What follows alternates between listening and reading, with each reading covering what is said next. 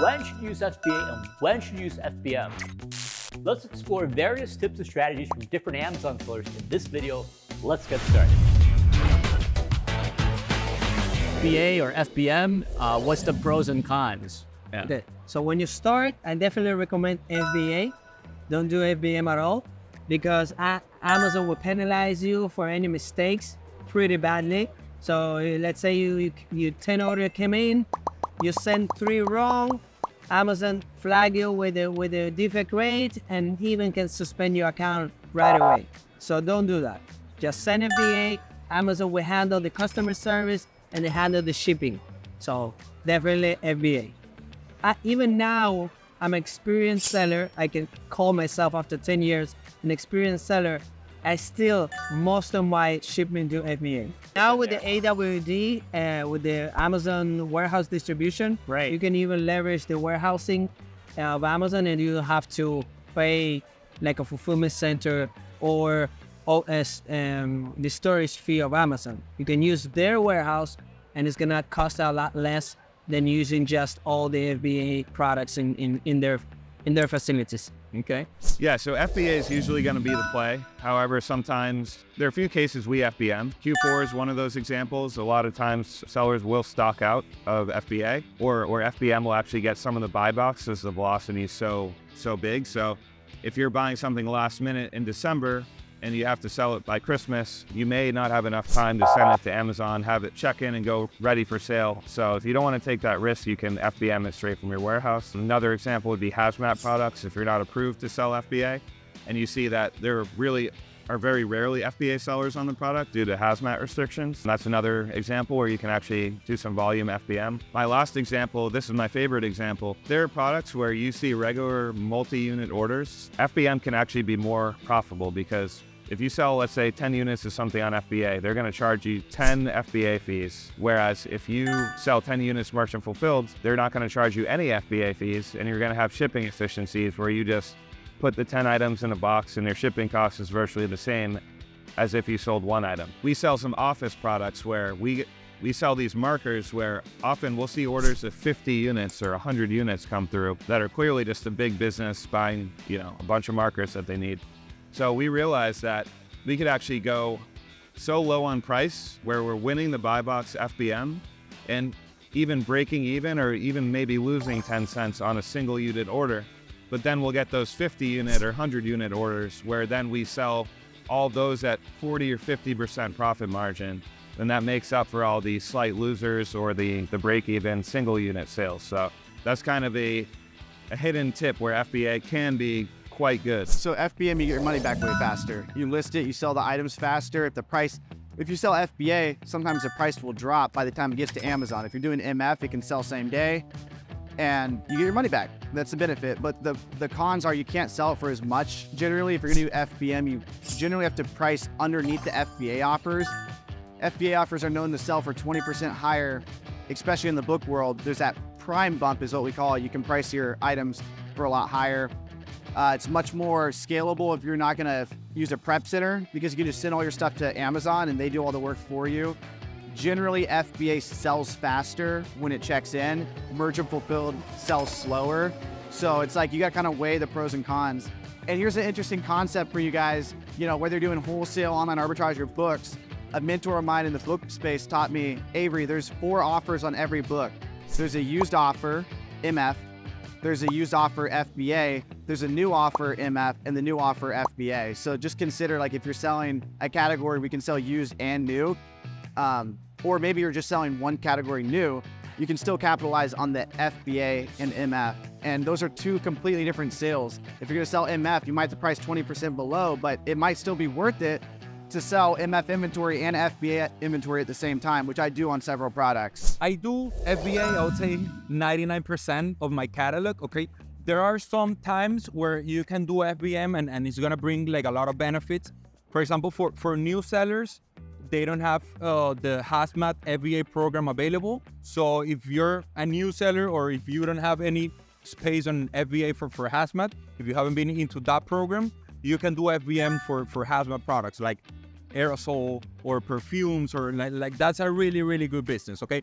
Another thing is if you're just kind of like flipping stuff and you see like a really good opportunity right now because everybody run out of stock, maybe you can sell some products FBM so you can just fulfill right away and you don't have to wait like 2 weeks, 3 weeks until the products get to the FBA work. Your time to market is a lot faster if you can quickly, sell by FBM in some cases. Exactly. Yeah, so in some cases, because the way I see it, if you really want to scale up your business, you gotta go the FBA route. Because I mean, like it doesn't take the same amount of time to prep 100 units, which is super simple for FBA, than doing those 100 units for FBM, like actually fulfilling orders. Like for FBM, it's gonna take a lot more time. So if you want to scale up, I would say FBA, but still keep the FBM handy because there are some opportunities where it's actually worth it. So I think it's really up to you. For me, I travel the world, so I do no FBM at all. But I think as I've learned and seen with a lot of other sellers, if you are able to have the time to do FBM, go out and buy products, it can be very advantageous to churn your cash very, very quickly. It'll list it really quickly. Yeah, you get it listed today, sold today, shipped tomorrow or shipped today, and the money's back in your account in 14 days. For me, I buy a product and I'm literally having to probably wait 14 days for it to go live on Amazon. So someone could just massively beat me in the ability to turn your capital. And I think that is game changing. So if you are having stores locally where you can buy RA or even OA and ship to your house very quickly, then FBM can be a real game changer, allows you to speed up your volume of learning and compounding your capital. Actually, right now, our business is 100% FBA, but for years and years, we did both. I think what we did FBM for was typically around the holidays, and if we had a product that we picked up that we just wanted to get to the customer immediately. We didn't want to have to wait that 2-week time to ship it FBA. We wanted to list it live immediately so the customer could purchase it today. So you get the product, you list it right away, and you can start shipping them out right away. 100%. I mean, immediately. You can list it, and 2 seconds later, you can have an order.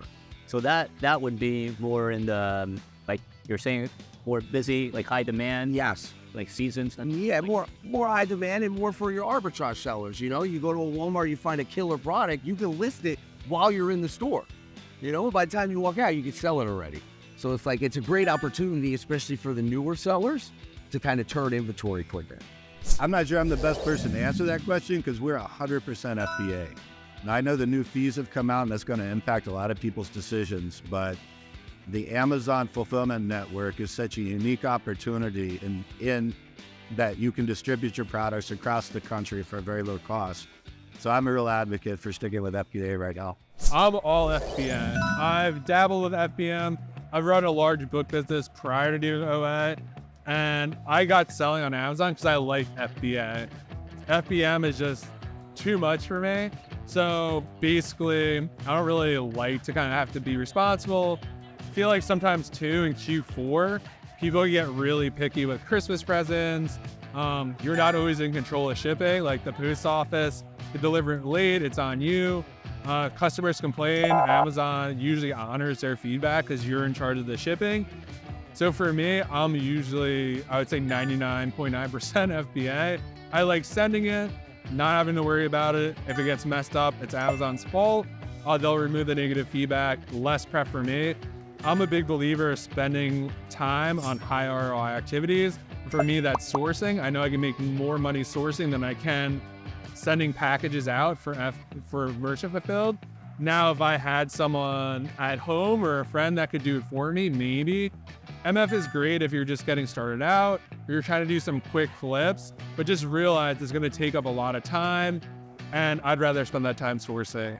So for me, I do FBM almost all the time. I did FBA for a very long time. For me, I just do FBM all the time. I make sure that the buy box is getting given to the FBM sellers because you want to actually sell your item, It's kind of a personal choice. Do you want to do all FBA and have that section of it done? Or do you want to do FBM and have a faster cash flow cycle for yourself? 100% look at the Keepa to see if the buy box is being given to FBM sellers because you want to actually sell your item. Also, it's good to have maybe 2-3 box sizes or poly bag sizes so that you can kind of ship the types of items that you're selling, because nothing worse than getting like 10 sales on an item and you're like, I have no boxes, I have no poly bags, what am I gonna do? I have to ship this out tomorrow, and you're just freaking out. But if you actually have all of that, you can actually like send your items in a good way. We're 100% FBA. Okay. We're not set up to do merchant fulfill right now, but that's something we're looking at doing in the future. Yeah, we ship every 2 or 3 days from the road, whether it be from our Airbnb or our hotel. We box everything up in the hotel, we bring it down on the bell carts and drop it off at UPS in the city that we're in, and then we go off to the next city and we do it again. Well, that's fantastic. To rinse and repeat. Yes, sir. All online book arbitrage, I have a prep center. So all the books I buy get shipped to the FBA warehouse. So I actually don't do any FBA. What's all great? But when should people do FBM? Okay. For a lot of booksellers that are maybe scared of long-term storage fees and they're afraid of a book that maybe has a really high sales rate where it doesn't sell very often, that's a book you sell merchant fulfill, because if you keep it in your house, you don't charge yourself long-term storage fees. So that's an option. Those books that are slower moving, I would say.